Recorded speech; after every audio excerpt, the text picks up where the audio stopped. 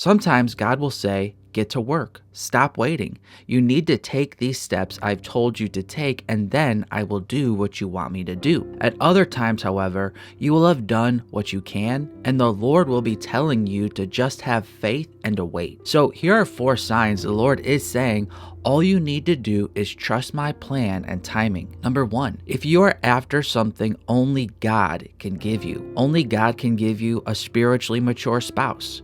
Proverbs 19:14, house and wealth are inherited from fathers, but a prudent wife is from the Lord. Only the Lord can give you the material provisions you need. Acts 17:25, and he is not served by human hands as if he needed anything.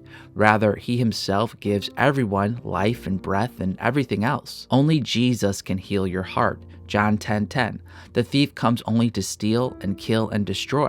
I came that they may have life and have it abundantly. Of course, this does not mean there won't be steps of faith to take, but even the results connected to these steps are dependent on God's timing. Thus, when you desire something only God can give you, the only right response is to trust his plan and timing for you. Number 2, if God has told you what to do, but he's not shown you why you should do it. Sometimes you will know God does not want you to take that promotion even though the money would be great. Sometimes God will tell you to pursue that woman even though you sense she's not interested. Sometimes God will tell you to give a man a chance even though you think you could never be attracted to him. I'm certainly not saying you should always do the opposite of what you want.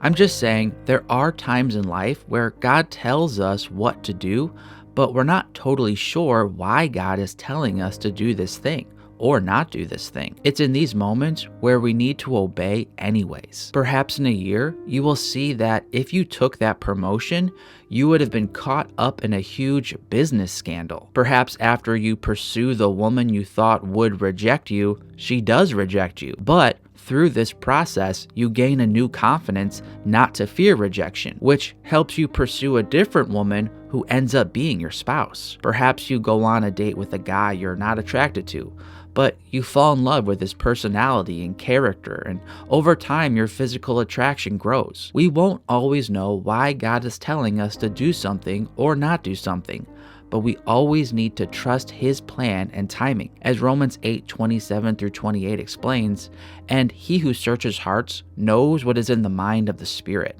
because the Spirit intercedes for the saints according to the will of God. And we know that for those who love God, all things work together for good, for those who are called according to his purpose. Number 3, if the waiting and trusting is doing you good. But how will you know if you are just waiting for something God never told you to wait for? Many people wait for years for a certain person they believe is their future spouse, but they wait in vain and they never marry that person. Sometimes God is not telling you to wait for the promotion, but rather he's telling you to look for a different job entirely. How will you know the difference? Lamentations 3:25-26 states, the Lord is good to those who wait for him, to the soul who seeks him. It is good that one should wait quietly for the salvation of the Lord. If the waiting is not doing you good, you are not waiting on God. You could be waiting and trusting, but you could be waiting and trusting in something besides God's counsel to you. When you wait and trust God's plan, Lamentations 3:25-26 promises good will occur. And number 4, your image will be transformed. How will you know, though, if the waiting and trusting is doing you good?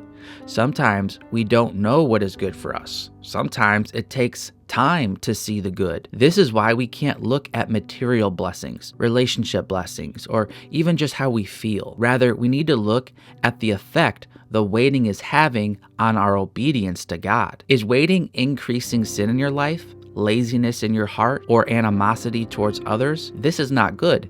This is not God telling you to wait. But if this waiting and trusting is shaping you more into the image of Jesus, then this is God. While Romans 8:28 promises us that God will do good for those who love him, Romans 8:29 expresses what that good is. For those whom he foreknew, he also predestined to be conformed to the image of his Son, in order that he might be the firstborn among many brothers. Therefore, if the waiting and trusting of God's plan is conforming you more into the image of Jesus, You know this is really God telling you to just keep waiting and trusting His plan.